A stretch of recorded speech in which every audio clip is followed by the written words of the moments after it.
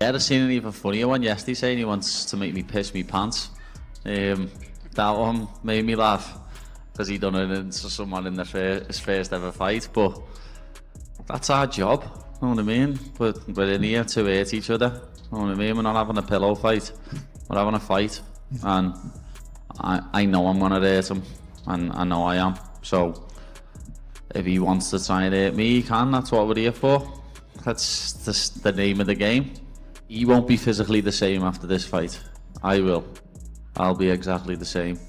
I'm gonna put a beat down on him like he's never received, and I can promise you that. But it was just another fight to me. When a contract with a name on gets sent to me, I sign it. I don't turn down no fight. I step up and I fight the person whose name's on the contract. I thought I was going to fight Justin in October in Abu Dhabi, but I think he turned it down. And then now there's a belt on the line. He's taking the fight. So it's nice to actually fight someone that I thought I was going to fight a while back.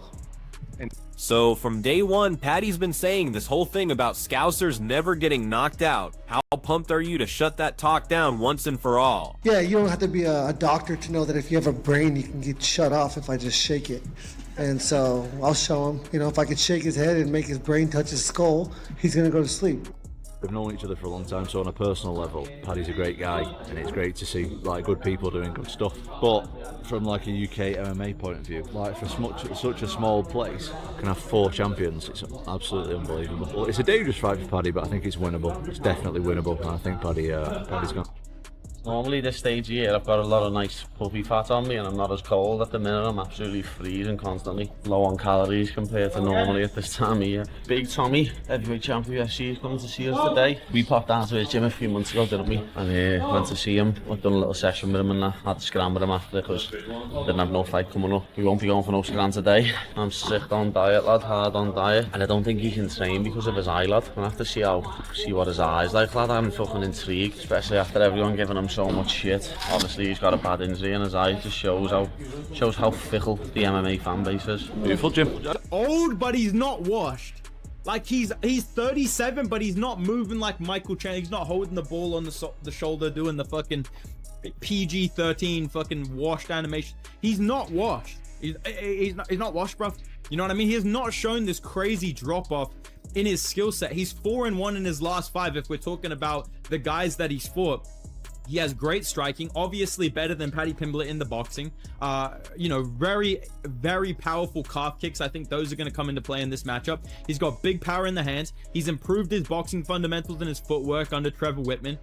His defense has gotten a little bit better. And I would say in terms of him and Paddy, he's probably equal or more powerful on the feet in terms of punch power. He does have solid takedown defense. Like the weakness is the grappling, right? But we have seen him show a decent ability to be taken down and push off the initial takedown and get back up against guys like Michael Chandler. The buzz around Paddy Pimbeltt keeps getting louder as we get closer to this Justin Gaethje showdown. His whole camp setup tells you this isn't just riding the wave of hype anymore. This is strategic business toward proving he belongs at the top. Listen to how Paddy breaks down the contracts and timing behind this matchup. You realize he's been chasing this fight way before any title shot was even on the table. That's what he told me last time we crossed paths anyway. Oh yeah, last time I seen you, lad, fucking now. Funniest when I come to your gym, lad, when I come to yours, I've been out the night before, lad, to watch fucking Springsteen, lad, and got in at about 4:30 in the morning. You know that mural after you spoke about it? Yeah. She was a massive outcry in the town. Gotta get it down. Get it down. Still going though, it's going strong, isn't it? It's been a bit of a long process because with eyes, like with other injuries, they just fix them straight away. With eyes, they try and let them, because it's obviously risky, try and let them heal naturally. So we're getting surgery on this eye, keeping me out for a little bit. Not sure how long just yet though. So we've got a meeting about it soon. So it's just been a slow process, been a nightmare to be honest. Mate, 3 times he did it in 1 round. I know. I think the point of the thing should be sacked off. Just if you do twice in a round, then I get to do 1 back. I reckon that makes sense. They're the best one. Why is that? That's fair though, isn't it? First one's an accident. Second one, you're doing it on purpose, aren't you? I train with little gloves on anyway, as you've just seen. I don't stand like... Tom Aspinall showing up at Paddy's training facility wasn't some random drop by for social media content. This was pure business, a glimpse into Paddy's current headspace.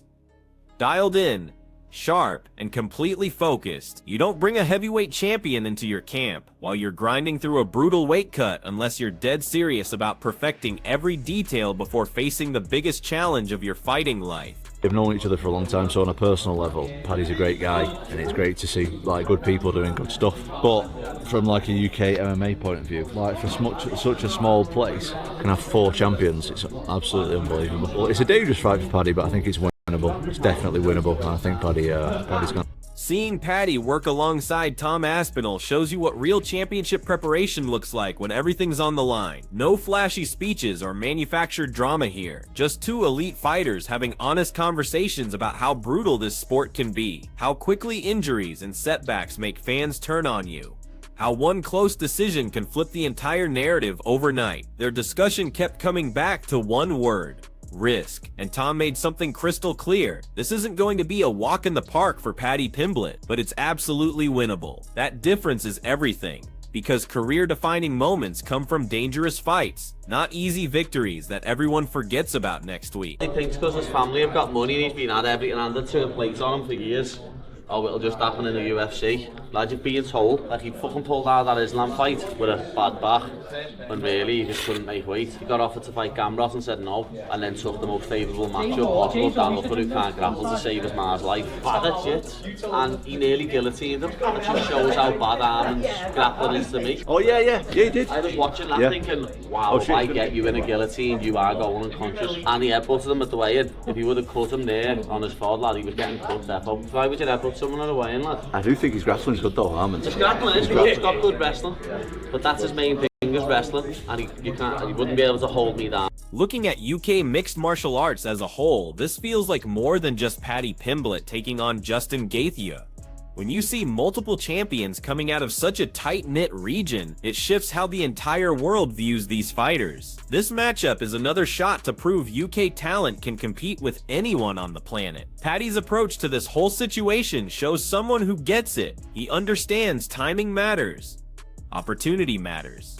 He's completely open about wanting Justin Gaethje earlier, about fights collapsing, about how wild and unpredictable the UFC booking system can be. None of this success just fell into his lap.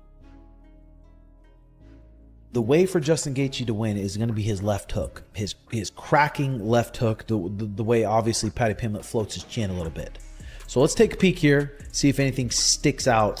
This is Michael Chandler versus Paddy Pimbeltt, and this went down April 12th of 2025. And Paddy finally looks like a real lightweight. He looks stacked. He's got big legs. He's got big calves. He's obviously a great grappler. So let's see here. See if he makes some mistakes. Michael Chandler's pretty short. He's not a giant guy. He seems pretty small for 155, but dense. Dense and explosive. Okay, here we go. 349 round 1. Michael Chandler starts putting the pressure on him. Getting back to the fence. He whiffs on a kick, and gets taken down here. Let's take a peek at that again. He goes low kick, and Michael Chandler goes to catch it. Swings through, gets an easy finish behind his back. Big mat return by Michael Chandler, explosive.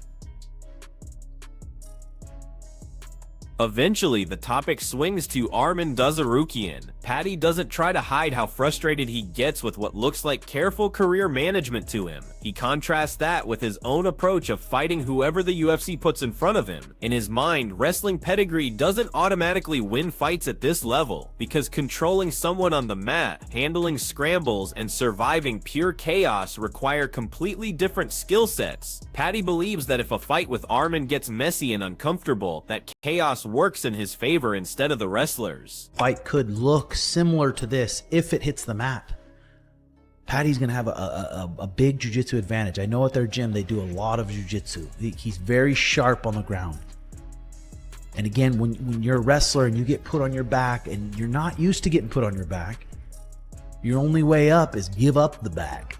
Experts and fellow fighters keep adding layers to this discussion. Some see serious problems for Paddy Pimbeltt if this stays a striking battle too long. Others argue that chaotic exchanges and extended ground battles are exactly where Paddy does his best work, and historically, those scrambles have given Justin Gaethje the most trouble. Tim Welch broke down how Justin's left hook and forward pressure create perfect problems for Paddy's striking patterns, but even his analysis never completely writes Paddy off, because once this hits the canvas, everything changes immediately.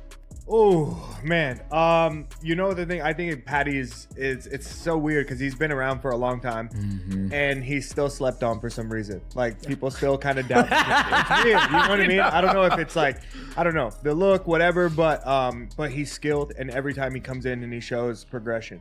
I think with Gaethje, people know that he's a banger, he's got heart. But I think another thing that people kind of sleep on too is how technical Gaethje is, especially you know, working with his coach. Like those guys they're always mathematicians. You know what I mean? So I think in this shout out Trevor Whitman. Yeah, shout out Trevor Whitman. But I think I'm going Gaethje in this. The biggest question mark everyone keeps debating is simple. Can Paddy Pimbeltt reliably drag this into grappling battles against someone as sharp and seasoned as Justin Gaethje? If the answer is yes, this fight completely flips. If the answer is no, every second standing up becomes more and more dangerous. Paddy probably excels more than Justin Gaethje is his dynamic.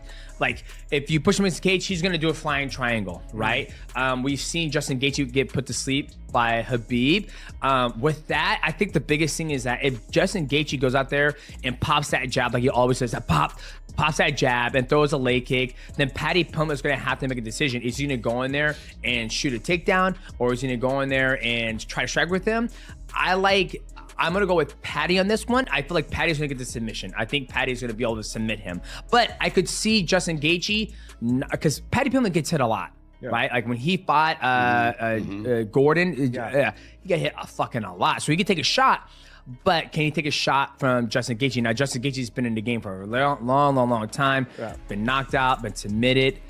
So we'll have to see, you know, where the fight goes. But if I had to make a pick, I like Pimbeltt in this one, Paddy Pimbeltt. There's something I want to add to that. So Khalil Roundtree and others have been praising Justin's technical growth under Trevor Whitman's guidance.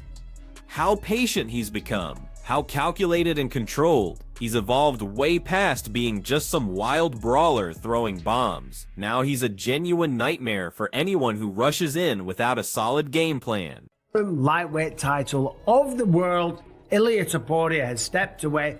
Justin Gaethje is back in his third title fight. It's his second interim title fight, but it's his final fight if he doesn't win. Justin Gaethje said if he loses to Paddy Pimbeltt, he's going to walk away. One more knockout. I went to sleep. Before that, I'd never been put to sleep. If I would get put to sleep again, I would definitely call it quits. Justin Gaethje has had an incredible career. Of course, he's been the interim champion before, never the undisputed. He lost to Habib. He lost to Charles Oliveira, but he has electrified and thrilled audiences all over the world. 26 wins, 5 losses. 26 wins, 20 by way of knockout. And he's knocked out some legends. People like Dustin Poirier. Fight of the Nights with Dustin Poirier. Fight of the Nights with Michael Chandler. Stopped Tony Ferguson in a one-sided savage beatdown, okay? And that was one of the last times we saw Tony Ferguson being a real threat inside the Octagon, because Justin Gaethje just beat it out of him with accuracy, with power in his hands. He's got head kicks, he's got wild hooks, he's got beautiful uppercuts, he's got incredible wrestling, but he never uses it. And in this fight against Paddy Pimbeltt, he doesn't need to use it. He would be a fool to use it. You don't want to shoot in on Paddy Pimbeltt.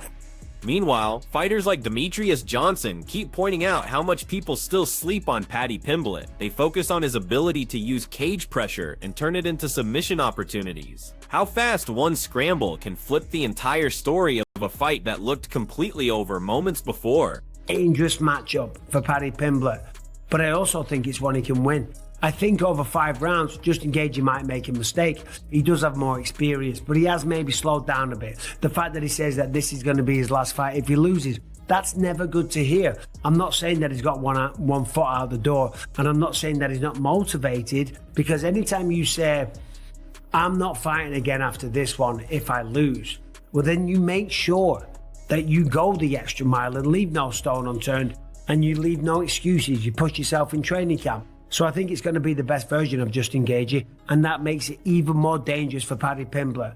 I do think, though, that over 5 rounds, given how dynamic Paddy Pimbeltt is, given how disciplined he is, given that Scousers don't get knocked out. Michael Bisping broke this down as a battle of who makes the first big mistake rather than who dominates from start to finish. He pointed out that Justin's losses usually come from small errors late in fights, and those errors typically lead straight to submission. That makes Paddy's patience and unpredictable style especially dangerous over 5 full rounds. Paddy, but like the thing with Justin Gaethje that's making me like, bro, I cannot pick Paddy to win this fight. This he's not Khabib, bro. He's not Charles Oliveira, Max Holloway. These are the guys that have beat Justin Gaethje. I don't think he is as quick or as sharp or as accurate or as powerful on the feet as Charles Oliveira or Max Holloway. I think he might have more straight up like punch power, but he's not on their level in terms of striking skill, speed, or defense either. Let me just say that, right?